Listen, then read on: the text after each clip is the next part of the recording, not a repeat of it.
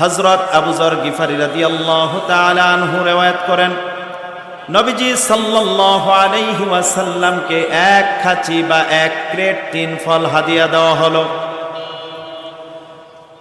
ফাকালা কুলু ওয়া আকালা মিন, নবীজি সাহাবীদেরকে বললেন তোমরা খাও, এবং তিনি নিজেও সেখান থেকে খেলেন।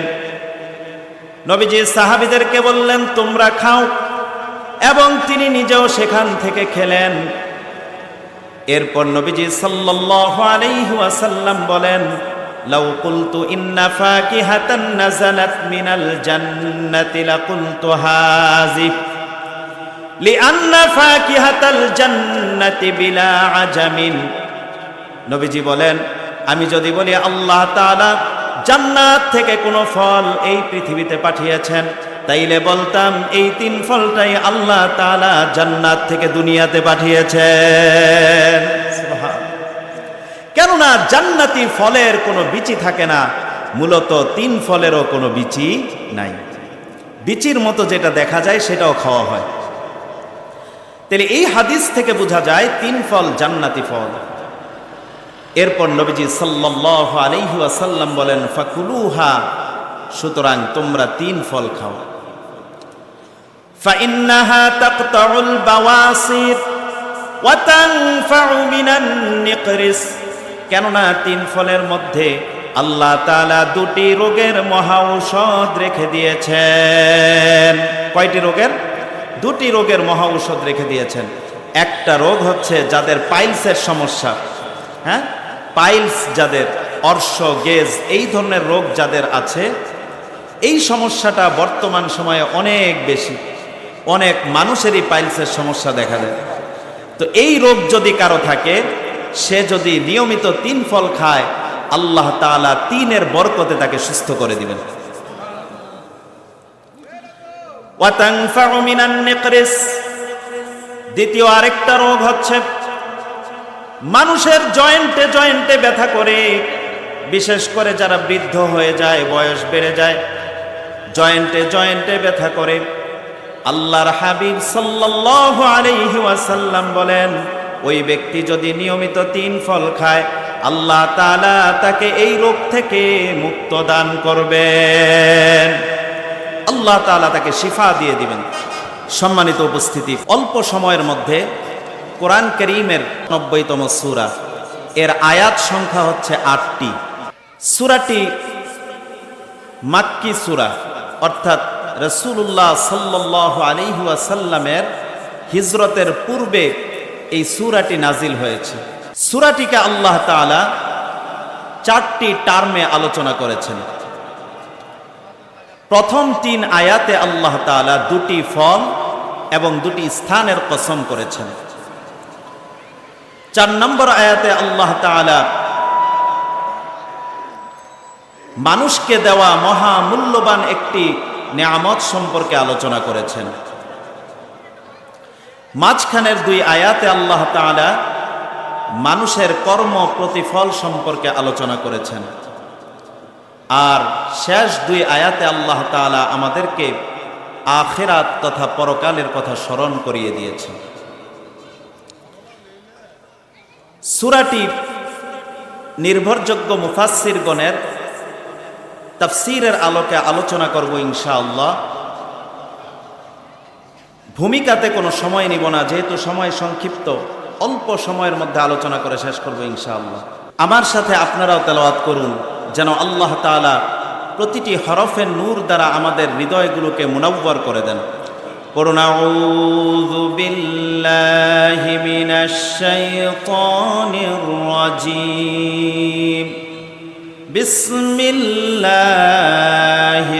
রহমানির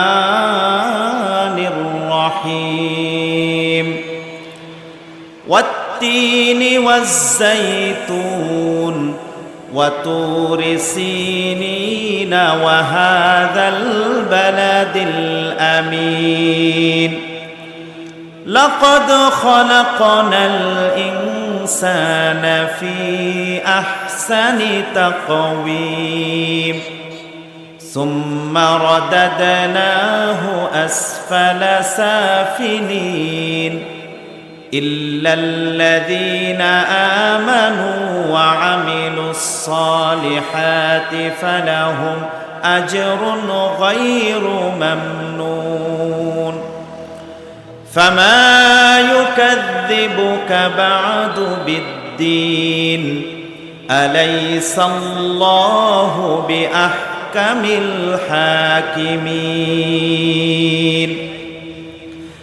আল্লাহ তাআলা কোরআন কারীমের সূরাতুত তিনের শুরুতেই দুইটি ফলের কসম করেছেন।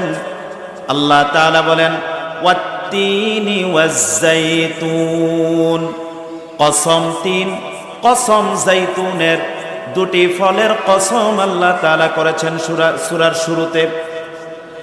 আল্লাহ তাআলা প্রথমেই কসম করেছেন তিন ফলের। আল্লাহ বলেন ওয়াত-তিন, কসম তিন ফলের, তিনের কসম করেছেন। এখান থেকে বোঝা যায় তিন সাধারণ কোনো ফল না, বরং এই ফলটা অত্যন্ত বরকতপূর্ণ একটি ফল। তিনটা আসলেই বরকতপূর্ণ, কারণ এটা দুনিয়ার কোনো ফল না, বরং আল্লাহর জান্নাতের ফল। সুবহানাল্লাহ। ইমামে কুরতুবী তাফসীর কুরতুবীর মধ্যে হাদিস রওয়ায়াত করেন, عن أبي ذر أهدي للنبي صلى الله عليه وسلم سل تين। হযরত আবু যর গিফারী রাদিয়াল্লাহু তাআলা আনহু riwayat করেন, নবীজি সাল্লাল্লাহু আলাইহি ওয়াসাল্লামকে এক খাঁচি বা এক ক্রেট তিন ফল হাদিয়া দেওয়া হলো। فقال كلوا وأكل من, নবীজি সাহাবীদেরকে বললেন তোমরা খাও, এবং তিনি নিজেও সেখান থেকে খেলেন। নবীজি সাহাবীদেরকে বললেন তোমরা খাও, এবং তিনি নিজেও সেখান থেকে খেলেন। এরপর নবীজি সাল্লাল্লাহু আলাইহি ওয়াসাল্লাম বলেন লাউ কুলতু ইন্না ফাকিহাতান নাযালাত মিনাল জান্নাতি লাকুলতু হাযি লিআন্না ফাকিহাতাল জান্নাতি বিলা আজামিন। নবীজি বলেন আমি যদি বলি আল্লাহ তাআলা জান্নাত থেকে কোনো ফল এই পৃথিবীতে পাঠিয়েছেন, তাইলে বলতাম এই তিন ফলটাই আল্লাহ তাআলা জান্নাত থেকে দুনিয়াতে পাঠিয়েছেন। কেননা জান্নাতি ফলের কোনো বিচি থাকে না, মূলত তিন ফলেরও কোনো বিচি নাই। বিচির মতো যেটা দেখা যায় সেটাও খাওয়া হয়। তাহলে এই হাদিস থেকে বোঝা যায় তিন ফল জান্নাতি ফল। এরপর নবীজি সাল্লাল্লাহু আলাইহি ওয়াসাল্লাম বলেন ফাকুলুহা, সুতরাং তোমরা তিন ফল খাও। ফাইন্নাহা তাকতাউল বাওয়াসির ওয়া তানফাউ মিনান নিকরিস, কেননা তিন ফলের মধ্যে আল্লাহ তাআলা দুটি রোগের মহা ঔষধ রেখে দিয়েছেন। কয়টি রোগের? দুটি রোগের মহা ঔষধ রেখে দিয়েছেন। একটা রোগ হচ্ছে যাদের পাইলসের সমস্যা, হ্যাঁ, পাইলস যাদের, অর্শ, গেজ, এই ধরনের রোগ যাদের আছে, এই সমস্যাটা বর্তমান সময়ে অনেক বেশি, অনেক মানুষেরই পাইলসের সমস্যা দেখা দেয়। তো এই রোগ যদি কারো থাকে, সে যদি নিয়মিত তিন ফল খায়, আল্লাহ তাআলা তিনের বরকতে তাকে সুস্থ করে দিবেন। ওয়া তানফাউ মিনান নিকরিস, দ্বিতীয় আরেকটা রোগ হচ্ছে মানুষের জয়েন্টে জয়েন্টে ব্যথা করে, বিশেষ করে যারা বৃদ্ধ হয়ে যায়, বয়স বেড়ে যায়, জয়েন্টে জয়েন্টে ব্যথা করে। আল্লাহর হাবিব সাল্লাল্লাহু আলাইহি ওয়াসাল্লাম বলেন ওই ব্যক্তি যদি নিয়মিত তিন ফল খায়, আল্লাহ তাআলা তাকে এই রোগ থেকে মুক্ত দান করবেন, আল্লাহ তাআলা তাকে শিফা দিয়ে দিবেন। তো আল্লাহ তাআলা, আল্লাহর রাসূল সাল্লাল্লাহু আলাইহি ওয়াসাল্লাম এই হাদিসের মধ্যে বলেছেন তিন ফলের দ্বারা আল্লাহ তাআলা দুটি রোগের মহা ঔষধ এই ফলের মধ্যে রেখে দিয়েছেন। বর্তমান মেডিকেল সায়েন্স গবেষণা করে দেখেছে আরো প্রায় 15টারও বেশি উপকারিতা আল্লাহ তাআলা এই তিন ফলের মধ্যে রেখে দিয়েছেন। সুবহানাল্লাহ। বিশেষ করে তিন ফলের মধ্যে আল্লাহ তাআলা রেখেছেন প্রচুর পরিমাণে অ্যান্টি অক্সিডেন্ট, যা মানুষের রোগ প্রতিরোধ ক্ষমতা বৃদ্ধি করে। মানুষ দেখবেন ঔষধ খায় কিন্তু সুস্থ হয় না, দামি দামি অ্যান্টিবায়োটিক খায় খুব পাওয়ারফুল, তারপরও লোকটা সুস্থ হয় না। মুড়ির মতো ঔষধ খায় তারপরও সুস্থ হয় না। এর কারণ, প্রধান কারণ হচ্ছে তার অ্যান্টিবডি দুর্বল, রোগ প্রতিরোধ ক্ষমতা একেবারেই কম, যার কারণে ঔষধে তার কোনো কাজ হয় না। তো কেউ যদি নিয়মিত 3 ফল খায় তার অ্যান্টি অক্সিডেন্টের মাত্রা বৃদ্ধি পাবে, রোগ প্রতিরোধ ক্ষমতা বৃদ্ধি পাবে। সুবহানাল্লাহ। আরো অনেকগুলা রোগের উপকার আল্লাহ তাআলা এখানে রেখেছেন, সময় সংক্ষিপ্ত, সংক্ষেপে বলছি। আবার ইমাম কুরতুবী সহ মুফাসসিরিনে কেরাম এই আয়াতের তাফসীর করতে গিয়ে তারা বলেন, আল্লাহ তাআলা হযরতে আদম আলাইহিস সালাতু ওয়াস সালামকে জান্নাতে সৃষ্টি করেছেন। কোথায়? জান্নাতে। হযরত আদম আলাইহিস সালাতু ওয়াস সালাম এবং তার স্ত্রী হযরত হাওয়া আলাইহিস সালাতু ওয়াস সালামকে আল্লাহ তাআলা জান্নাতের মধ্যে সৃষ্টি করেছেন। জান্নাতে সৃষ্টি করে আল্লাহ তাআলা তাদেরকে নির্দেশ দিলেন, ইয়া আদামুসকুন আনতা ওয়া যাওজুকাল জান্নাতা ফাকুলা মিন হাইসু শি'তুমা ওয়ালা তাকরাবা হাযিহিশ শাজারাতা ফাতাকুনা মিনাজ জালিমিন। হে আদম, তুমি এবং তোমার স্ত্রী জান্নাতে পরম আনন্দে বসবাস করো, যা ইচ্ছা খাও, যেখান থেকে ইচ্ছা খাও, তবে এই একটি গাছের কাছেও তোমরা যেও না। আল্লাহ বললেন জান্নাতে পরম আনন্দে বসবাস করো, যা ইচ্ছা খেতে পারো, তবে একটা গাছ আল্লাহ নির্ধারণ করে দিলেন যে এই গাছের কাছেও যেও না। হযরত আদম এবং হাওয়া আলাইহিস সালাতু ওয়াস সালাম জান্নাতের নিয়ামতের মধ্যে অনেক ভালো ছিলেন। ইবলিস তা সহ্য করতে পারল না, হিংসা শুরু করে দিল। ইবলিস চিন্তা করলো কিভাবে আদম এবং হাওয়াকে জান্নাত থেকে বের করা যায়। এসে তাদেরকে ওয়াসওয়াসা দিতে লাগলো। সে এসে তাদের কাছে কসম করে বলল, ইন্নী লাকুমা লামিনান নাসিহিন, নিশ্চয় আমি তোমাদের হিতাকাঙ্ক্ষী, শুভাকাঙ্ক্ষী, ওয়েল উইশার, আমি তোমাদের কল্যাণ কামনা করি। এই জন্য আমি তোমাদের ভালোর জন্য পরামর্শ দেই, তোমরা আমার পরামর্শ গ্রহণ করো। মিষ্টি মিষ্টি কথা বলে তাদেরকে ওয়াসওয়াসা দিচ্ছে। فوسوس إليه الشيطان قال يا آدم هل أدلك على شجرة الخلد وملك لا يبلى। ইবলিস তাদেরকে বলল, আল্লাহ যেই গাছের ফল খেতে নিষেধ করেছেন, এই গাছের ফল যদি তোমরা খাও তাইলে আর কখনো তোমাদের মৃত্যু হবে না, অনন্ত জীবন এবং চিরস্থায়ী রাজত্ব তোমরা লাভ করবে। ওয়াসওয়াসা দিল, অনন্ত জীবন এবং চিরস্থায়ী রাজত্ব লাভ করবে, কখনো তোমাদের রাজত্ব কেউ নিতে পারবে না, তোমাদের মৃত্যু হবে না, জান্নাতে থাকবা চিরকাল যদি এই গাছের ফল খাও। তাইলে নেক্সট সূরাতে এসে মিষ্টি কথা বলে বন্ধুত্বের খাতির দেখা তারপরে মানুষকে ধোঁকা দিল ইবলিস সেই জান্নাতে। বর্তমান সময়েও ইবলিসের অনুসারী যারা, কাফের, মুশরিক, নাস্তিক, বেঈমান যারা, এরাও দেখবেন মুসলমানদেরকে মিষ্টি মিষ্টি কথা বলে ধোঁকা দেয়, দেয় কিনা? ফিলিস্তিনকে বলে আমরা যুদ্ধবিরতি দিয়েছি, ইরানকে বলে আমরা যুদ্ধবিরতি দিয়েছি, তোমাদের সাথে আমরা শান্তি চুক্তি করতে চাই। যখনই মুসলমানরা শান্তি চুক্তি করতে আসে তখনই তাদের উপরে বোমা হামলা করে, ঠিক কিনা বলেন? আবার তারা শান্তি সংঘ প্রতিষ্ঠা করেছে, শান্তির কথা বলে বলে পৃথিবীতে আমরা শান্তি প্রতিষ্ঠা করতে চাই, শান্তি প্রতিষ্ঠা করি, এবং শান্তির জন্য তারা নোবেল প্রাইজ দেয়, দেয় কিনা? মূলত যেই লোকটাকে শান্তির জন্য নোবেল প্রাইজ দেয়, যেই সংগঠনটা শান্তির সবচেয়ে বেশি স্লোগান দেয়, তারাই পৃথিবীতে সবচেয়ে বেশি অশান্তির কারণ হয়, ঠিক কিনা বলেন? এটা কাফেরদের নতুন স্বভাব না, বরং এটা তাদের পুরনো স্বভাব। তাদেরকে যখনই বলা হয় যে তোমরা পৃথিবীতে ফিতনা ফাসাদ করো না, ওয়াইদা ক্বিলা লাহুম লা তুফসিদু ফিল আরদ ক্বালু ইন্নামা নাহনু মুসলিহুন, যে তোমরা পৃথিবীতে ফিতনা ফাসাদ সৃষ্টি করো না, তখন তারা বলে, এই শয়তানের অনুসারী যারা, তারা বলে আমরাই তো পৃথিবীতে শান্তি প্রতিষ্ঠা করি। নাউজুবিল্লাহ। বরং পৃথিবীতে সবচেয়ে বেশি অশান্তি করে এই শয়তানের অনুসারী কাফের মুশরিকরা, ঠিক কিনা বলেন? সাবধান মুসলমান, এই ধরনের কাফের মুরতাদ বেঈমান যারা আছে, তাদের মিষ্টি মিষ্টি কথায় কখনো পাত্তা দেওয়া যাবে না, তাদের কথায় কখনো ভ্রুক্ষেপ করবেন না।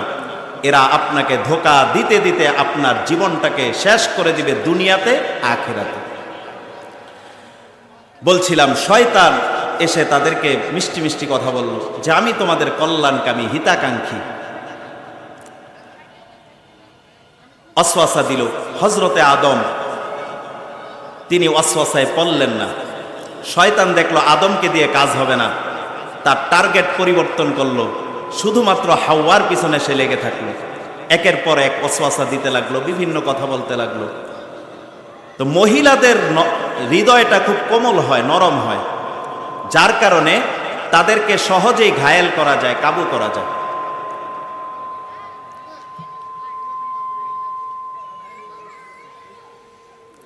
মহিলাদের হৃদয়টা খুব কোমল হয়ে থাকে, যার কারণে সহজেই তাদেরকে ঘায়েল করা যায়। এই জন্য শয়তানের মেইন টার্গেট, শয়তানের তীর থাকে মহিলারা। কারণ একটা মহিলাকে যদি সে কোনো রকম তার বশে আনতে পারে, তাইলে ওই মহিলার দ্বারা তার সংসারটা ধ্বংস হয়ে যাবে, তার সমাজটা ধ্বংস হয়ে যাবে। যাবে কিনা, ঠিক কিনা বলেন? কারণ মহিলা যদি ভালো না হয়, সংসারের মধ্যে শান্তি আসে না। আর একটা মহিলা যদি সে প্রস্টিটিউট হয়, বাজে হয়, বাজে মহিলা যদি হয়, সে সমাজের মধ্যে যুবকদেরকে নষ্ট করে ফেলে, সমাজটাকে ধ্বংস করে দেয়। তো এই জন্য শয়তানের মেন টার্গেট হচ্ছে মহিলারা। অপরদিকে মহিলা যদি ভালো হয়, সংসারটা জান্নাতের একটা বাগান হয়ে যায় এবং সমাজগুলো সুন্দর হয়ে যায়। এই জন্য মা বোনদের জন্য খুব জরুরি হচ্ছে নিজেদেরকে সংশোধন করা। তারা যদি সংশোধন হয়, তাদের স্বামীরা সংশোধন হবে, তাদের সন্তানগুলো সংশোধন হবে, সমাজ সংশোধিত হয়ে যাবে, ঠিক কিনা বলেন? সম্মানিত উপস্থিতি, ইবলিস হযরত হাওয়াকে টার্গেট করলো, একের পর এক ওয়াসওয়াসা দিতে লাগলো। হযরত হাওয়া শয়তানের ওয়াসওয়াসায় জান্নাতের সেই নিষিদ্ধ গাছ থেকে ফল পেরে নিয়ে আনলেন, এনে হযরতে আদম আলাইহিস সালাতু ওয়াস সালামের সামনে উপস্থাপন করলেন। হযরত আদম ফল দেখে হতবাক, সর্বনাশ, আল্লাহ না এই ফলের, এই গাছের ফল খেতে নিষেধ করেছেন, আর তুমি ফল পেরে নিয়ে এসেছ। আল্লাহ না এই গাছের কাছে যেতে নিষেধ করেছেন, আর তুমি ফল পেরে নিয়ে এসেছ, এটা কেন করলে? তখন হযরত আদমের স্ত্রী হাওয়া আলাইহিস সালাতু ওয়াস সালাম তিনি যুক্তি দিলেন, আল্লাহ তো গাছের কাছে যেতে নিষেধ করেছেন, ফল তো খাইতে নিষেধ করেন নাই। যুক্তি দিচ্ছে যে আল্লাহ গাছের কাছে যেতে নিষেধ করেছে, ফল তো খাইতে নিষেধ করে নাই, সুতরাং তুমি ফল খাও, তুমি তো আর গাছের কাছে যাও নাই। হযরত আদম আলাইহিস সালাতু ওয়াস সালাম তিনি চিন্তা করলেন, যুক্তি তো ঠিক, আল্লাহ গাছের কাছে যেতে নিষেধ করেছেন, ফল খেতে নিষেধ করেন নাই। হযরত আদম আলাইহিস সালাতু ওয়াস সালাম ইজতিহাদে খতা করলেন, গবেষণাগত ভুল করলেন। সাবধান, একটা কথা মনে রাখবেন, আহলুস সুন্নাহ ওয়াল জামাতের আকীদা হচ্ছে আম্বিয়া আলাইহিস সালাতু ওয়াস সালাম মাসুম, নিষ্পাপ, তাদের কোনো গুনাহ নাই, কোনো ভুল নাই। অনেকে বলে হযরতে আদম গুনাহ করেছেন, না, এই কথা বললে বেয়াদবি হবে। হযরত আদম গুনাহ করেন নাই, বরং তিনি গবেষণাগত ভুল করেছেন। হযরত আদম ফল খেয়ে নিলেন। ফাআকালা মিনহা فبدت لهما سوآتهما وطفقا يخصفان عليهما من ورق الجنة। সাথে সাথে হযরতে আদমের এবং হাওয়া আলাইহিস সালাতু ওয়াস সালামের শরীর থেকে জান্নাতি পোশাকগুলো খুলে পড়ে গেল। তারা লজ্জায় পড়ে গেলেন, তাড়াহুড়া করে জান্নাতের গাছের পাতা দিয়ে নিজেদের লজ্জাস্থানগুলো ঢাকলেন এবং এই লজ্জাস্থান যেই পাতা দিয়ে ঢেকেছেন, এই পাতা আবৃত অবস্থায় আল্লাহ তাআলা তাদেরকে দুনিয়াতে পাঠিয়েছেন। মুফাসসিরিনে কেরাম বলেন, হযরত আদম এবং হাওয়া আলাইহিস সালাতু ওয়াস সালাম যেই গাছের পাতা দিয়ে তারা নিজেদের লজ্জাস্থান ঢেকেছেন এবং এই আবৃত অবস্থায় পৃথিবীতে এসেছেন, সেটা অন্য কোনো গাছের পাতা না, বরং সেটা হচ্ছে 3 ফলের গাছের পাতা। সুবহানাল্লাহ, 3 গাছের পাতা আবৃত অবস্থায় তারা পৃথিবীতে এসেছেন। এই জন্য মুফাসসিরিনে কেরাম বলেন, পৃথিবীর সর্বপ্রথম ফল হচ্ছে 3 ফল। সুবহানাল্লাহ। তাইলে 3 ফলটা কোত্থেকে আসছে? জান্নাত থেকে। কথা বলেন, কোত্থেকে আসছে? জান্নাত থেকে। এই জন্য আল্লাহ তাআলা এই ফলের কসম করেছেন। আল্লাহ সাধারণ কোনো ফলের কসম করেন না। আল্লাহ যেটার কসম করেন বুঝতে হবে এটার গুরুত্ব, এটার ফজিলত, এটার বরকত অনেক বেশি। ঠিক কিনা বলেন? আল্লাহ বলেন ওয়াত্তিন, কসম 3 ফলের। এরপরে আল্লাহ তাআলা বলেন ওয়াজ্জাইতুন, কসম জাইতুনের।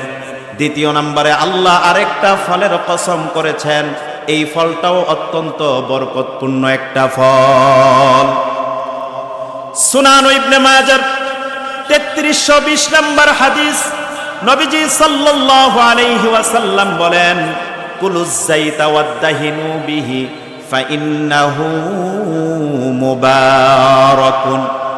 তোমরা জাইতুন খাও এবং এর তেল শরীরে মাখো, কেননা এটা অত্যন্ত বরকতপূর্ণ। সুবহানাল্লাহ। এই জাইতুনের মধ্যেও আল্লাহ তাআলা অনেক রোগের মহা ঔষধ রেখে দিয়েছেন। সুবহানাল্লাহ। বিশেষ করে এই জাইতুনের তেল শরীরে যদি কেউ মাখে, তার স্কিন ভালো থাকে, স্মুথ হয়। আপনারা দামি দামি লোশন কিনেন, লোশন না কিনে জাইতুনের তেল মাখবেন, ইনশাআল্লাহ সেই আপনার দামি লোশনের থেকে ভালো কাজ করবে জাইতুনের তেল। চুলের মধ্যে, দাড়িতে মাখবেন, তাইলে চুল এবং দাড়ি ভালো থাকবে। নবীজি সাল্লাল্লাহু আলাইহি ওয়াসাল্লাম সাহাবায়ে কেরাম জাইতুনের তেল মাথায় দিতেন, চুলের মধ্যে এবং দাড়িতে মাখতেন, শরীরের মধ্যে মাখতেন এবং তারা খেতেন। তবে যে এই জাইতুনের তেলটা খাঁটি কিনা সেটা যাচাই করে নিতে হবে। আমাদের দেশে তো এখন ভেজালে ভরা, ভালো জিনিস পাওয়া দুষ্কর হয়ে গেছে। তো যাচাই বাছাই করে যদি জাইতুনের ভালো খাঁটি তেল পাওয়া যায়, সেটা আপনারা গ্রহণ করবেন। তো আল্লাহ তাআলা এই জাইতুন ফলের মধ্যে অনেক উপকারিতা রেখে দিয়েছেন। শুধুমাত্র ফলের মধ্যেই না, বরং জাইতুনের ডালের মধ্যে, গাছের ডালের মধ্যেও রয়েছে উপকারিতা। ইমামে কুরতুবী তাফসীর কুরতুবীর মধ্যে হাদিস নকল করেন। হাদিসটি ইমাম তাবরানী তার মুআজামুল আওসাতে, ইমাম বাইহাকি তার শুআবুল ঈমানে বর্ণনা করেছেন।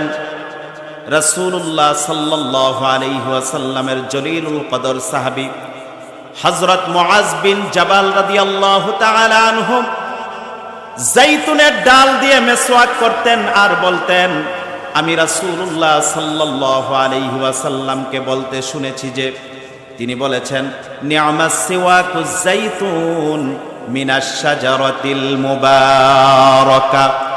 জাইতুনের মেসওয়াক কতই না উত্তম, কেননা এটা বরকতপূর্ণ গাছ থেকে আসে। সুবহানাল্লাহ। তাইলে জাইতুনের মেসওয়াকটাও অনেক উপকারিতা। এরপরে নবীজি সাল্লাল্লাহু আলাইহি ওয়াসাল্লাম বলেন, ইউতাইয়িবুল ফামা ওয়া ইউযহিবু বিল হাফাদ। কেউ যদি জাইতুনের মেসওয়াক দিয়ে মেসওয়াক করে, তার মুখের দুর্গন্ধ আল্লাহ দূর করে মুখকে সুগন্ধিময় করে দিবেন, এবং তার মুখের ও দাঁতের যদি ইনফেকশন থাকে আল্লাহ তাআলা সেটা দূর করে দিবেন। সুবহানাল্লাহ বলবেন না? এমনিতেই মেসওয়াক অনেক উপকারী, প্রায় 60টারও বেশি উপকারিতা রয়েছে এই মেসওয়াকের মধ্যে, যেই কোনো মেসওয়াক। আর সেখানে যদি জাইতুনের মেসওয়াক হয়, এর উপকারের মাত্রাটা আরো বহুগুণে বেড়ে যায়। নবীজি সাল্লাল্লাহু আলাইহি ওয়াসাল্লামের পর বলেন, ওয়া হুয়া সিওয়াকি ওয়া সিওয়াকুল আমবিয়াই মিন ক্বাবলি। এটা আমার মেসওয়াক এবং আমার পূর্ববর্তী নবীগণের মেসওয়াক। এই হাদিস থেকে বোঝা যায় হযরত আদম থেকে নিয়ে শেষ নবী আখির নবী মুহাম্মাদুর রাসূলুল্লাহ সাল্লাল্লাহু আলাইহি ওয়াসাল্লাম পর্যন্ত সমস্ত নবী রাসূলগণ তারা জাইতুনের ডাল দিয়ে মিসওয়াক করতেন। তো আল্লাহ তাআলা দুইটি ফলের কসম করেছেন। কয়টি ফল? দুইটি ফলের কসম করেছেন। ওয়াত্তিন, কসম তিন ফলের, ওয়াজ্জাইতুন, কসম জাইতুনের। সুবহানাল্লাহ। এরপরে আল্লাহ তাআলা বলেন ওয়াতুরি সিনিন, কসম সিনাই পর্বতের। আল্লাহ তাআলা 3 নম্বরে একটা স্থানের কসম করলেন, তুর পাহাড় বা তুরে সাইনার কসম করেছেন আল্লাহ তাআলা। তুরে সাইনাটা এটাও বরকতপূর্ণ একটা পাহাড়।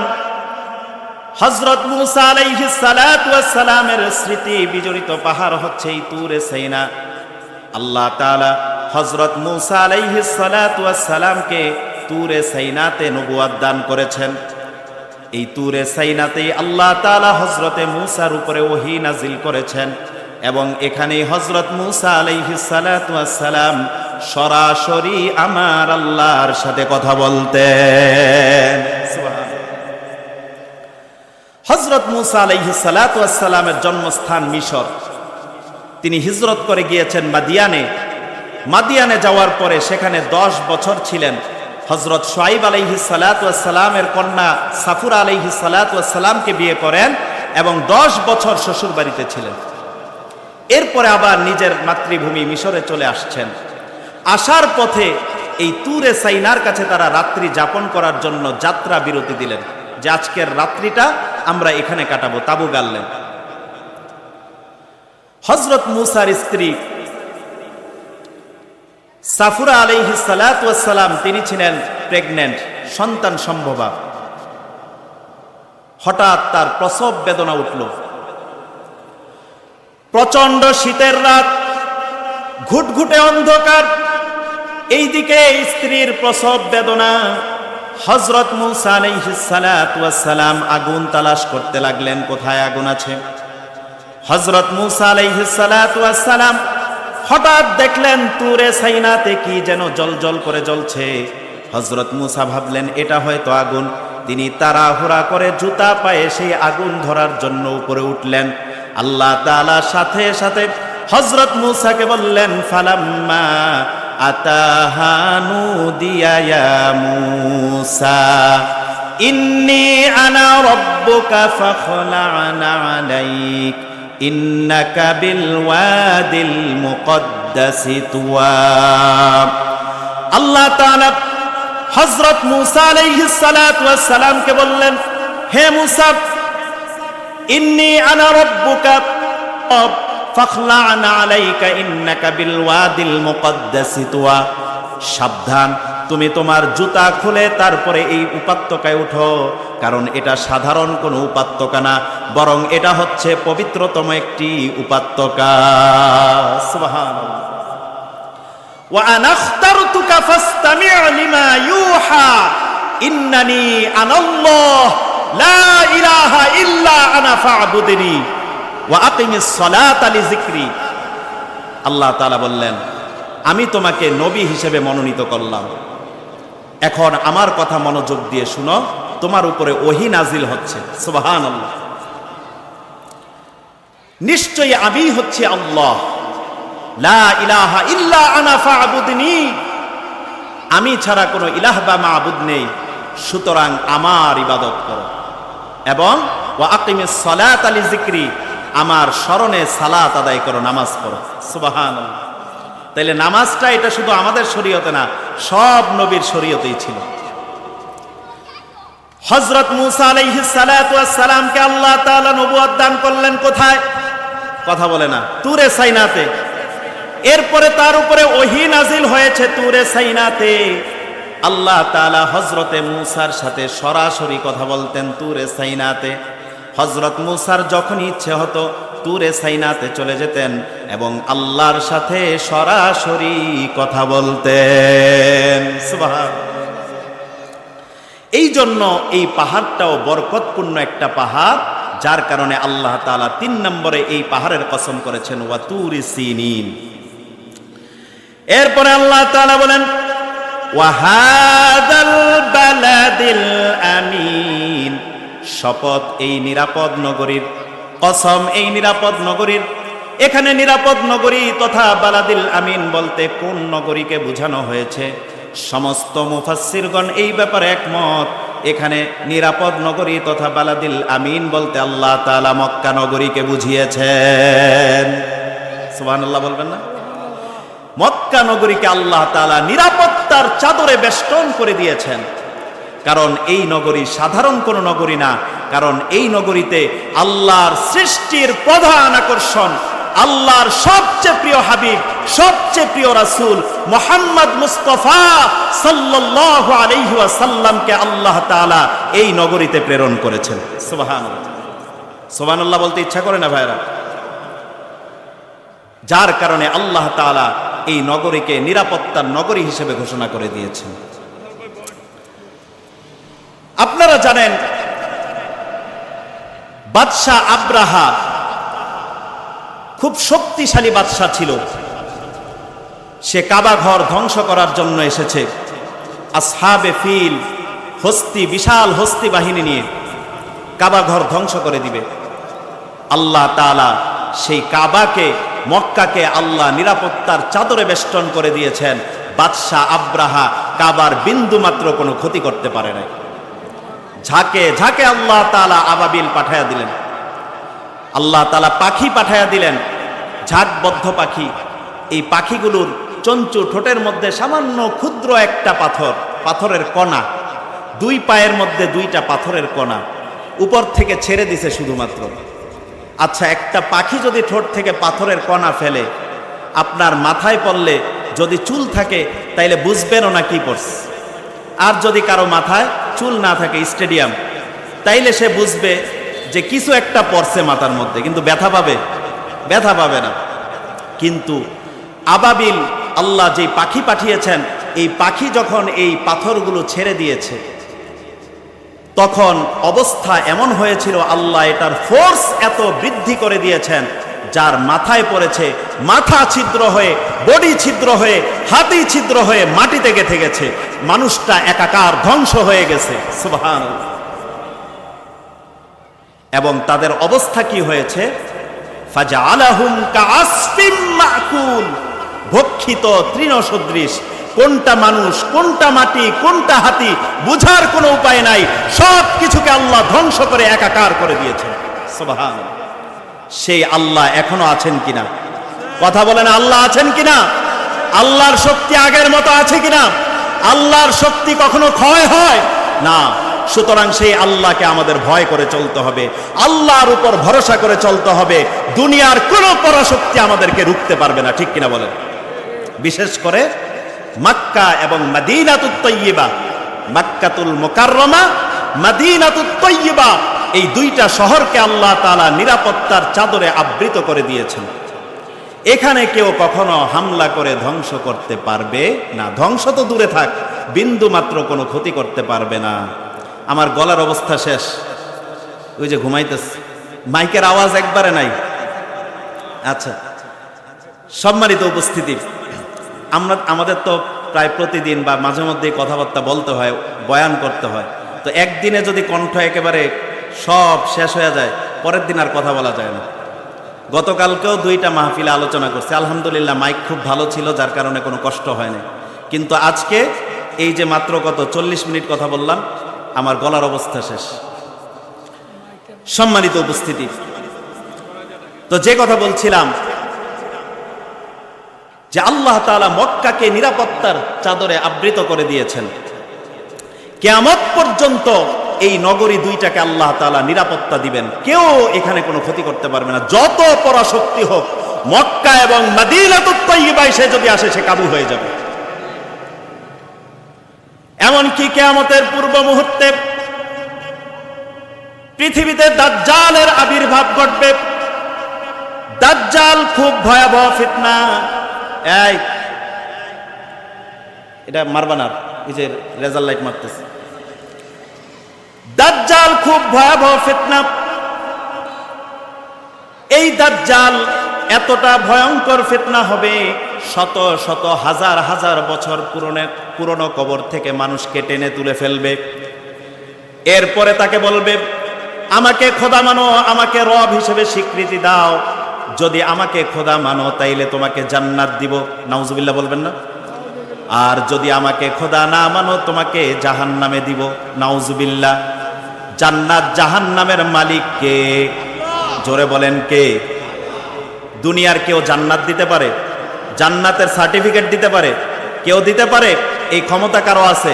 নাই। তো দাজ্জাল বলবে আমাকে খোদা মানো। যারা মুমিন তারা দেখবে তার কপালে লেখা কাফের, বলে তুমি তো পাপিষ্ঠ কাফের দাজ্জাল, তোমাকে আমরা খোদা মানতে পারি না, আমাদের রব হচ্ছেন একজন, তিনি হচ্ছেন আল্লাহ। সুতরাং তোমার মতো কাফেরকে কখনোই খোদা মানার প্রশ্নই আসে না। তখন তাকে হত্যা করে দাজ্জাল দিবে জাহান্নামে, কিন্তু লোকটা চলে যাবে আল্লাহর জান্নাতে। সুবহানাল্লাহ। অপরদিকে যারা কাফের, মুশরিক, মুনাফিক, মুসলমানদের মধ্য থেকেও কিছু মুনাফিক আছে যারা নামে মুসলমান কিন্তু সারাদিন ইসলাম ও মুসলমানের বিরোধিতা করে। করে কিনা? আলেম ওলামা সহ্য করতে পারে না, ইসলামকে সহ্য করতে পারে না, ইসলামের বিধানগুলোকে সহ্য করতে পারে না, যার কারণে সর্বদা তারা ইসলামের বিরুদ্ধে ষড়যন্ত্র করে। করে কিনা? তো এই ধরনের মুনাফিক যারা এবং কাফের যারা, তারা দাজ্জালের অনুসারী হয়ে যাবে। এবং বর্তমানেও দাজ্জালের অনুসারী আছে, দাজ্জালের পূজা করে। হ্যাঁ, ইহুদিদের মধ্যে একটা দল ইলুমিনাতি, এদের সিম্বল হচ্ছে ওয়ান আই, একটা চোখ। এই এক চোখ থেকে সাবধান থাকবেন, এরা খুব ভয়ঙ্কর, কুফরি কালাম করে, ব্ল্যাক ম্যাজিক করে এবং শয়তানের পূজা করে। তারা দাজ্জালের জন্য তারা অপেক্ষায় আছে, নাউজুবিল্লাহ। তো এই ধরনের যারা আছে তারা দাজ্জালকে তখন খোদা মেনে নিবে, তার অনুসরণ করবে, নাউজুবিল্লাহ বলবেন না? তাইলে দাজ্জাল ভয়ঙ্কর ফিতনা কিনা বলেন? কারণ এইভাবে টেনে তুলে ফেলবে, তাকে দেখতেও খুব ভয়ঙ্কর হবে। তো সেই মুহূর্তে দাজ্জালের ফিতনা থেকে বাঁচাটা খুব জরুরি। কেউ যদি প্রতিদিন সূরা কাহফের প্রথম 10 আয়াত তেলাওয়াত করে, আল্লাহ তাআলা দাজ্জালের ফিতনা থেকে তাকে হেফাজত করবেন। দাজ্জাল গোটা পৃথিবীতে বিচরণ করবে। নবীজি সাল্লাল্লাহু আলাইহি ওয়াসাল্লাম বলেন, সহিহ মুসলিমের হাদিস, আল্লাহর রাসূল সাল্লাল্লাহু আলাইহি ওয়াসাল্লাম বলেন, লাইসা মিন বালাদিন ইল্লা সায়াতাউহুদ দাজ্জাল ইল্লা মাক্কাতা ওয়াল মাদিনা। দাজ্জাল গোটা পৃথিবীতে বিচরণ করবে, কিন্তু সে মক্কা এবং মদিনাতুত তাইয়্যিবায় কখনো প্রবেশ করতে পারবে না। সুবহানাল্লাহ বলবেন না? দুইটা নগরীকে আল্লাহ তাআলা নিরাপত্তার নগরী বানায়া দিলেন। কারণ মক্কাতুল মুকাররমায় রাসূলুল্লাহ সাল্লাল্লাহু আলাইহি ওয়াসাল্লাম জন্মগ্রহণ করেছেন এবং মদিনাতুত তাইয়্যিবায় তিনি বেড়ে উঠেছেন। সেখানে রাসূলুল্লাহ সাল্লাল্লাহু আলাইহি ওয়াসাল্লাম খেলাফত আলা মিনহাজিন নবুওয়া, ইসলামী ইমারত প্রতিষ্ঠা করেছেন। সুবহানাল্লাহ। সম্মানিত উপস্থিতি, তাইলে আল্লাহ তাআলা সূরার শুরুতে কয়টি বিষয়ের কসম করেছেন? 4টি। কথা বলেন, কয়টি বিষয়ের? কয়টি ফল? 2টি ফল। কয়টি স্থান? 2টি স্থান। মোট 4টি বিষয়ের কসম করলেন। আল্লাহ তাআলা 4টি বিষয়ের কসম করার পর এবার বলছেন, লাকাদ খালাকনাল ইনসানা ফি আহসানি তাকওয়িম। নিশ্চয় আমি মানুষকে সর্বোত্তম আকৃতিতে সৃষ্টি করেছি। আল্লাহর যত সৃষ্টি আছে সমস্ত সৃষ্টির মধ্যে সর্বশ্রেষ্ঠ এবং সবচেয়ে সুন্দর সৃষ্টি হচ্ছে মানুষ। মানুষের চেয়ে অধিক সুন্দর আল্লাহর সৃষ্টির মধ্যে আর কিছু নাই। সুবহানাল্লাহ। আল্লাহ এত বড় নিয়ামত আমাদেরকে দান করেছেন। আমাদের সমাজে, এদিকে তাকান, আমার দিকে তাকান, আমাদের সমাজে অনেকের একটা ভুল ধারণা আছে যে মানুষ মনে করে যে মানুষের থেকে পরী বেশি সুন্দর। দেখবেন একটা সুন্দর মেয়েকে দেখলে বলে এই অমুকের মেয়েটা মনে হয় যেন ডানা কাটা পরী, বলে না? মানে তাদের ধারণা পরীর ডানা আছে, এই ডানা দিয়ে উড়ে এবং দেখতে অনেক সুন্দর হয়, যার কারণে পরীর সাথে মানুষের তুলনা করে। তাদের ধারণা পরী বেশি সুন্দর। কিন্তু আল্লাহ বলেছেন না, পরীর থেকে কে বেশি সুন্দর? মানুষ বেশি সুন্দর। পরী মানে জিনের স্ত্রীলিঙ্গ আর কি। তো মানুষের এটা ভুল ধারণা, বরং আল্লাহর যত সৃষ্টি আছে সমগ্র সৃষ্টির মধ্যে সর্বশ্রেষ্ঠ এবং সবচেয়ে সুন্দর সৃষ্টি কারা বলেন? কথা বলে না, কারা? মানুষ।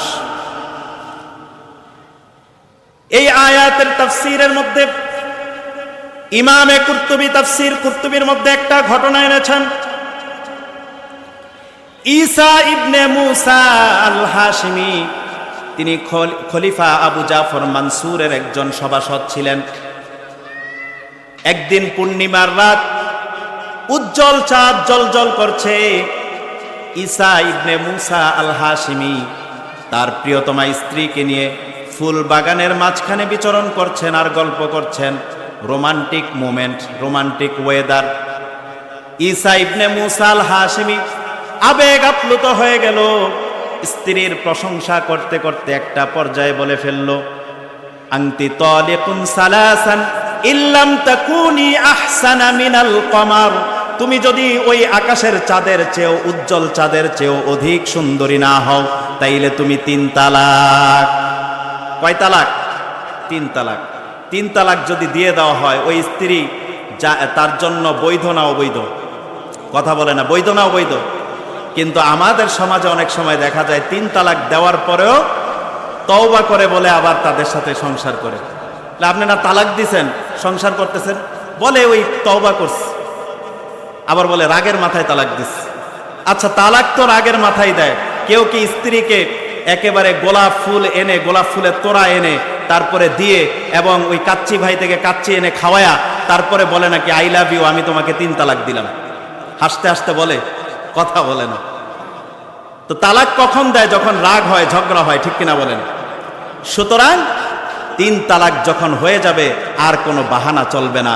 এই স্ত্রী যদি কেউ 3 তালাক দিয়ে থাকে, তার জন্য চিরতরে হারাম।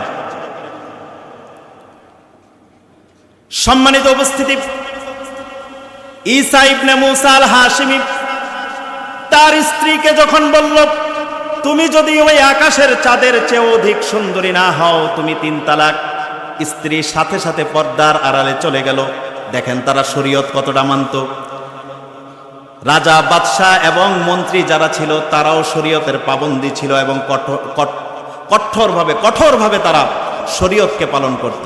তার স্ত্রী পর্দার আড়ালে চলে গেল এবং বলল, তুমি এটা কি বললা? আমি তো ওই আকাশের চাঁদের চেয়ে অধিক সুন্দরী না, সুতরাং তোমার শর্ত অনুযায়ী তো আমি তালাক হয়ে গেছি। সর্বনাশ। ঈসা ইবনে মুসা আল হাশিমি তিনিও চিন্তায় পড়ে গেলেন, আসলেই তো আবেগে কি বলে ফেললাম, এখন তো স্ত্রী তালাক, এই স্ত্রী তো ফিরে আনা যাবে না। সারা রাত আর ঘুম আসে নাই। সকালবেলা একেবারে ফজরের সাথে সাথে চলে গেছে খলিফা আবু জাফর মানসুরের দরবারে, গিয়ে ঘটনা খুলে বলছে এবং বলছে, দেখেন কোনো সুরত আছে কিনা আমার স্ত্রীকে ফিরে আনার। খলিফা আবু জাফর মানসুর তার সভাসদের, রাষ্ট্রের যত বড় বড় মুফতি আছেন সমস্ত মুফতিদেরকে ডাকলেন। ডাকার পরে এটার ফতোয়া জানতে চাইলেন। সমস্ত মুফতিগণ ফতোয়া দিলেন, ঈসা ইবনে মুসা আল হাশিমি যেই শর্ত দিয়েছে, শর্ত অনুযায়ী তার স্ত্রী ওই আকাশের চাঁদের চেয়ে বেশি সুন্দরী না, সুতরাং তার স্ত্রী তালাক হয়ে গেছে, তাদের আর বৈধ সম্পর্ক হবে না, তাদের সাথে সম্পর্ক ছিন্ন করতে হবে, সম্পর্ক হারাম হয়ে গেছে, 3 তালাক হয়ে গেছে। কিন্তু একজন ব্যক্তি, তাফসির কুরতুবীর মধ্যে এসেছে যে তিনি ছিলেন ইমাম আবু হানিফা রহমতুল্লাহি আলাইহির শাগরেদ, শিষ্য। আর তাফসিরুল কবীরের মধ্যে এসেছে তার নাম হচ্ছে ইয়াহইয়া ইবনে আকসাম। তো আমি তাফসির কুরতুবীর রিওয়ায়াতটা বলতেছি। আবু হানিফা রহমতুল্লাহ আলাইহির ওই শিষ্য তিনি বললেন যে না, তালাক হয় নাই। এবার দরবারের যত বড় বড় মৌলবী, যত বড় বড় মুফতি সাহেব, তারা তার দিকে তাকায় আছে, বলে কি আমরা এত বড় বড় মুফতি সবাই ফতোয়া দিলাম তালাক হয়ে গেছে, আর সে বলতেছে তালাক হয় নাই। ঘটনা কি? তুমি যে বলতেছো তালাক হয় নাই, প্রমাণ আছে, দলিল আছে কোনো? কারণ ফতোয়া দিতে হলে তো দলিল লাগে, ঠিক কিনা বলেন? যে সে ফতোয়া দিতে পারে? এখন তো আমাদের সমাজে যে না সেই ফতোয়া দেয়। এই যে নির্বাচন আসছে, ফতোয়ার পরিমাণ বেড়ে গেছে। সাধারণ মানুষ, হ্যাঁ কি বলবো এখন, মানে বলতেও লজ্জা লাগে, প্রস্রাব করে পানি নেয় না, এই লোকটাও ফতোয়া দেয়, দেয় কিনা? ফতোয়াবাজের অভাব নাই, এটা কিয়ামতের একটা আলামত। সাবধান মুসলমান, ফতোয়া দিবেন না। যদি আপনার কোনো মাসালা জানা না থাকে, আপনি কোনো বিজ্ঞ আলেমের কাছ থেকে জেনে নেবেন, কিন্তু নিজের মন গড়া একটা বলে দিবেন না। সম্মানিত উপস্থিতি, সমস্ত মুফতিগণ তাকে বলল, ফতোয়া কি? ফতোয়া দাও, দলিল দাও, তোমার কাছে কি দলিল আছে? সে বলল, আমার কাছে আল্লাহর কোরআনের দলিল আছে, আল্লাহর কোরআন থেকে দলিল দিব। সুবহানাল্লাহ বলবেন না? বলল, দাও দলিল। এবার ইমামে আজম আবু হানিফা রাহমাতুল্লাহি আলাইহির সেই শিষ্য, তিনি তেলাওয়াত করা শুরু করলেন, লাকাদ খালাকনাল ইনসানা ফি আহসানি তাকওয়িম। আল্লাহ তাআলা বলেন, নিশ্চয় আমি মানুষকে সর্বোত্তম আকৃতিতে সৃষ্টি করেছি, সবচেয়ে সুন্দর আকৃতিতে আমি মানুষকে সৃষ্টি করেছি। সুতরাং ওই আকাশের পূর্ণিমার চাঁদের চেয়েও বেশি সুন্দর হচ্ছে মানুষ। আর শর্ত অনুযায়ী তার স্ত্রী তালাক হয়। সম্মানিত উপস্থিতি, তাইলে এই ঘটনা থেকে আমরা বুঝলাম যে মানুষের চেয়ে অধিক সুন্দর আর কিছু হতে পারে না। বসানোর জায়গা করছে, ঠিক আছে। সম্মানিত উপস্থিতি, তাইলে মানুষকে আল্লাহ তাআলা সবচেয়ে সুন্দর আকৃতিতে সৃষ্টি করেছেন। আর 5-6 মিনিট আমি শেষ করে দিব, একটু মনোযোগ দেন। তো আল্লাহ বলেছেন, লাকাদ খালাকনাল ইনসানা ফি আহসানি তাকওয়িম, নিশ্চয় আমি মানুষকে সর্বোত্তম আকৃতিতে সৃষ্টি করেছি। সুম্মা রাদাদনাহু আসফালা সাফিলিন, অতঃপর আমি তাকে সর্বনিম্ন স্তরে নামিয়ে দিয়েছি। অর্থাৎ মানুষকে আল্লাহ সবচেয়ে সুন্দর আকৃতিতে সৃষ্টি করেছেন। আল্লাহ শুধু বাহ্যিক সৌন্দর্যই দান করেন নাই, বরং আল্লাহ তাআলা মানুষকে মহামূল্যবান দৌলত আকল দান করেছেন, যেটা অন্য পশু পাখিকে আল্লাহ তাআলা দেন নাই। আবার দেখা যায় আল্লাহর সৃষ্টির মধ্যে ফেরেশতা আছে, ফেরেশতাদের আকল আছে, তাদের জৈবিক কোনো চাহিদা নাই। কিন্তু আল্লাহ তাআলা মানুষকে জৈবিক চাহিদা দিয়েছেন, মানুষকে আকল দিয়েছেন, মানুষকে বিবেক বুদ্ধি দিয়েছেন, মানুষকে আল্লাহ তাআলা সুন্দর সূরতে সৃষ্টি করেছেন। এই সব দিক থেকে আল্লাহ তাআলা মানুষকে যেই সৌন্দর্য দান করেছেন, পৃথিবীর অন্য কোনো বা আল্লাহর কোনো সৃষ্টিকে এত বেশি সৌন্দর্য আল্লাহ দেন নাই। তো এই মানুষ যদি গুনাহ করতে থাকে, গুনাহ করতে করতে তার স্থান এত নিচে নামে, চতুষ্পদ জন্তু জানোয়ারের চেয়েও সে নিকৃষ্ট হয়ে যায়। নাউজুবিল্লাহ। যার কারণে তার অবস্থান একেবারে নিচে চলে যায়। আর যদি সে আমলের মাধ্যমে ঈমানকে মজবুত রাখে, তাইলে তার মর্যাদা আল্লাহ দুনিয়াতেও বাড়ায়া দিবেন, আখিরাতেও বাড়ায়া দিবেন। সুবহানাল্লাহ। এই আয়াতের ব্যাখ্যা ছোট্ট একটা ঘটনা বলবো। আমার একজন সম্মানিত উস্তাদ আল্লামা মাহমুদুল হাসান মাদানী রহিমাহুল্লাহ, হুজুর 1.5 মাস আগে ইন্তেকাল করেছেন, 1-1.5 মাস আগে। আল্লাহ তাআলা ওনার কবরটাকে নূরে মুনাওয়ার বানায় দেন, সবাই বলি আমিন। উনি একদিন ক্লাসের মধ্যে কোনো একটা আরবি উপন্যাসের ঘটনা আমাদেরকে শোনালেন। কিতাবটার নাম আমার মনে নাই, যার কারণে উনার বরাতে বলতেছে। তো হুজুর বললেন যে একজন বাদশাহ তার এক মন্ত্রীকে নির্দেশ দিল যে তুমি আমার রাজ্য ঘুরে ঘুরে সবচেয়ে সুন্দর চেহারার মানুষটার ছবি এঁকে এনে আমাকে দেখাবা। লোকটা দীর্ঘ 1 মাস ঘোরার পরে একটা ছোট্ট বালককে দেখলো, তার চেহারাটা এত সুন্দর, এর চেয়ে সুন্দর চেহারা আর কোনো মানুষের নাই। সুতরাং সে তার চেহারার ছবি এঁকে এনে সেই বাদশাকে দিল। বাদশাহ খুশি হয়ে গেল, হ্যাঁ আমি এটাই কামনা করেছিলাম, অবশ্যই তার চেহারা সবচেয়ে সুন্দর। ওই মন্ত্রীকে পুরস্কৃত করল।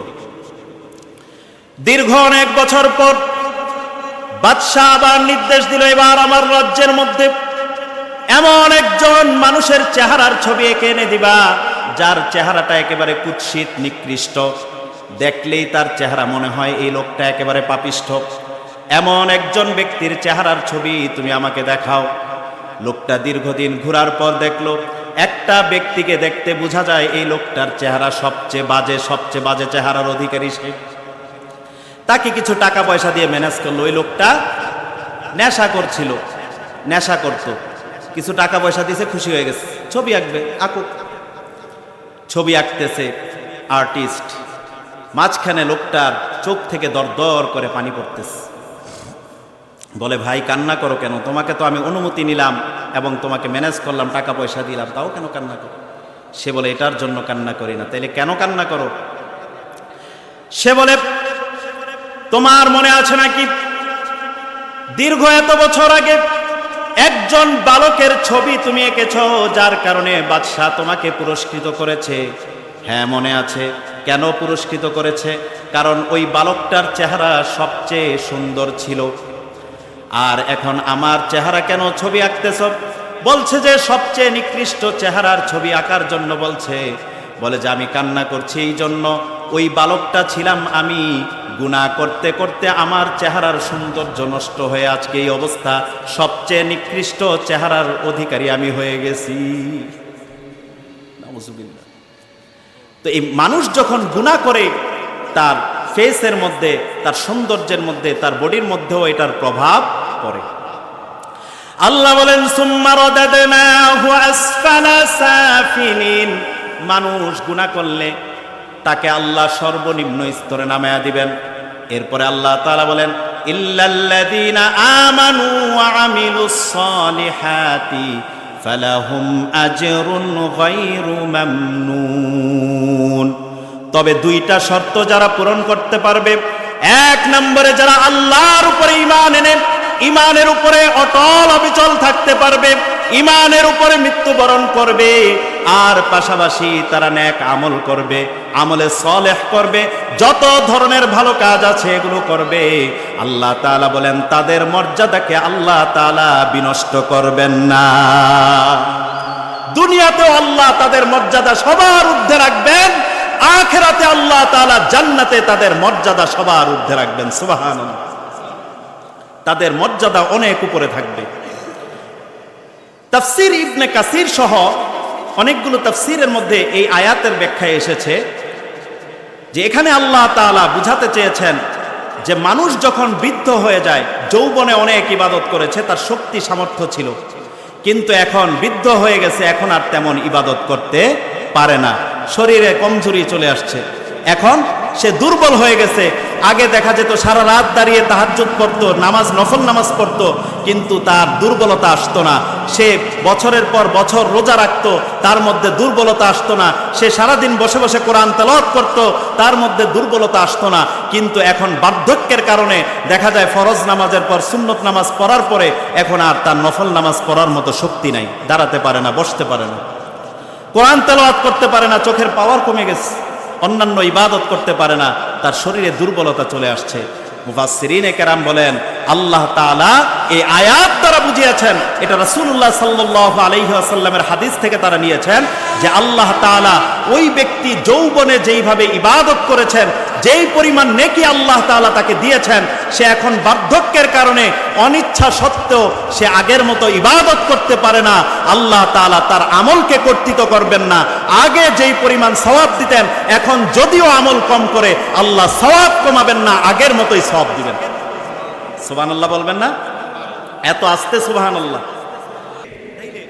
যদি আপনি যৌবনটাকে কাজে লাগাতে পারেন, এই যে আজকের যুব সমাজ এই ওয়াজ মাহফিলের আয়োজন করছে, আমি তাদের উদ্দেশ্যে বলবো, হে যুবক ভাইয়েরা, তরুণ ভাইয়েরা, তোমাদের এখন সময় হচ্ছে ইবাদতের।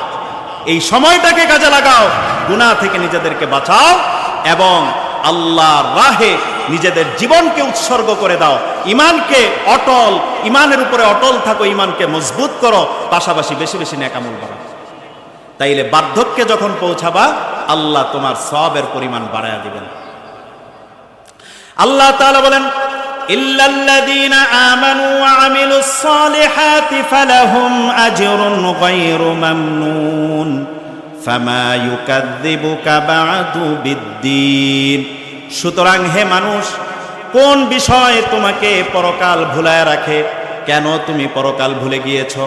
এই যে তুমি এত অপরাধ করছো, অবশ্যই পরকাল তুমি ভুলে গিয়েছ।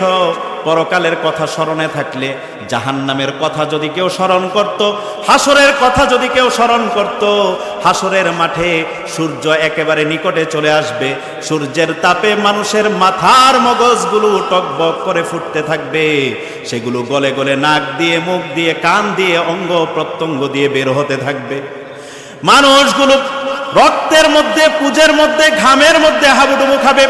এতটা কঠিন মুহূর্তের কথা যদি মানুষ স্মরণ করত, মানুষ যদি কঠিন জাহান্নামের কথা স্মরণ করত, পুলসিরাতের কঠিন বিষয়ের কথা স্মরণ করত, তাইলে সে কখনো এই ধরনের অন্যায় কাজ করতে পারত না।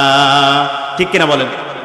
সুতরাং আখিরাতের কথা স্মরণ করতে হবে, স্মরণ করে করে বেশি বেশি নেক আমল করতে হবে। রাজি আছি আমরা সবাই? আল্লাহ তাআলা বলছেন, ফামা يكذبك بعد بالدين أليس الله بأحكم الحاكمين। আল্লাহ বলছেন, আল্লাহ কি বিচারকগণের মধ্যে সর্বশ্রেষ্ঠ বিচারক নন? তোমরা দুনিয়াতে যা ইচ্ছা করছো, দুনিয়ার বিচারকরা পারসেস হয়ে যায়, টাকার কাছে বিক্রি হয়ে যায়, যার কারণে নিরপরাধ মানুষকে ফাঁসির রায় দেয়, আর একজন অপরাধীকে ছেড়ে দেয়, সে মুক্ত আকাশে হাসতে হাসতে গান গাইতে গাইতে ছুটে বেড়ায়। ঠিক কিনা বলে? এটা দুনিয়ার আদালতে সম্ভব, কিন্তু আল্লাহর আদালতে ছাড় পাওয়ার কোনো উপায় নেই। আল্লাহ তাআলা সেই দিন পাকড়াও করবেন, বিন্দু মাত্র বেইনসাফি করবেন না। আল্লাহ বান্দার প্রতি কোনো বেইনসাফি করবেন না। ফামান ইয়ামাল মিসকালা যাররাতিন খায়রান ইয়ারাহ ওয়া মান ইয়ামাল মিসকালা যাররাতিন শাররান ইয়ারাহ। কেউ যদি একেবারে ক্ষুদ্র পরিমাণ, অনুপরিমাণ বা এর থেকেও ক্ষুদ্র পরিমাণ যদি থাকে, এই পরিমাণ নেক আমলও যদি কেউ করে, কাল হাসরের মাঠে আল্লাহ এটার প্রতিদান দিবেন। একেবারে ক্ষুদ্র অনুপরিমাণ বা এর থেকে ক্ষুদ্র পরিমাণ যদি কেউ বদ আমল করে, গুনার কাজ করে, আল্লাহ তাআলা সেটার জন্য তাকে পাকড়াও করবে। এই জন্য গুনাহ থেকে বাঁচতে হবে, বেশি বেশি নেক আমল করতে হবে, আল্লাহকে স্মরণ করতে হবে, কারণ আল্লাহ তাআলা পরকালে আমাদের বিচার করবেন। ঠিক কিনা বলেন? আল্লাহ বলছেন, আলাইসাল্লাহু বিআহকামিল হাকিমিন, আলাইসাল্লাহু বিআহকামিল হাকিমিন। আল্লাহ কি বিচারকগণের মধ্যে সর্বশ্রেষ্ঠ বিচারক নন? মুফাসসিরিনে কেরাম বলেন, এটা আচ্ছা আপনারা বলেন, আমি আপনাদেরকে প্রশ্ন করছি, আল্লাহ কি বিচারকগণের মধ্যে শ্রেষ্ঠ বিচারক না? আপনারা কি উত্তর দিবেন? হ্যাঁ নাকি অবশ্যই? অবশ্যই। নারায়ে তাকবীর। আজকের মাহফিলের বিশেষ অতিথি ধনকুণ্ডা কেন্দ্রীয় জামে মসজিদের সম্মানিত ইমাম ও খতিব আলহাজ মাওলানা মুফতি নাজমুল হক নোমানী সাহাব দামাত বারকাতুহুমুল আলিয়া আমাদের মাঝে এসে উপস্থিত হয়ে গেছেন। আমি এখনই শেষ করে দিচ্ছি, হুজুর আলোচনা করবেন। সম্মানিত উপস্থিতি, তাহলে আমি যদি আপনাদেরকে প্রশ্ন করি, আমি যদি আপনাদেরকে প্রশ্ন করি যে আল্লাহ তাআলা কি বিচারকগণের মধ্যে সর্বশ্রেষ্ঠ বিচারক নন, আপনারা অ্যান্সার কি দিবেন? অবশ্যই। তো এটার আরবি হচ্ছে বালা। মুফাসসিরিনে কেরাম বলেন, এই আয়াত তেলাওয়াত, এই সূরা তেলাওয়াত করার পরে বলতে হয় বালা ইয়া রব, বা বালা, অবশ্যই। এটা বলা মুস্তাহাব, তবে নামাজের মধ্যে না, নামাজের বাইরে। আল্লাহ তাআলা আমাদের সবাইকে ঈমানের উপরে অটল অবিচল থাকার তৌফিক দান করেন এবং বেশি বেশি নেক আমল করার তৌফিক দান করেন। সবাই বলে আমিন। ওয়া মা তৌফিক ইল্লা বিল্লাহ ওয়া আখিরু দাওয়ানা আলহামদুলিল্লাহি রাব্বিল আলামিন। ওয়াসসালামু আলাইকুম ওয়া রাহমাতুল্লাহি ওয়া বারাকাতুহু।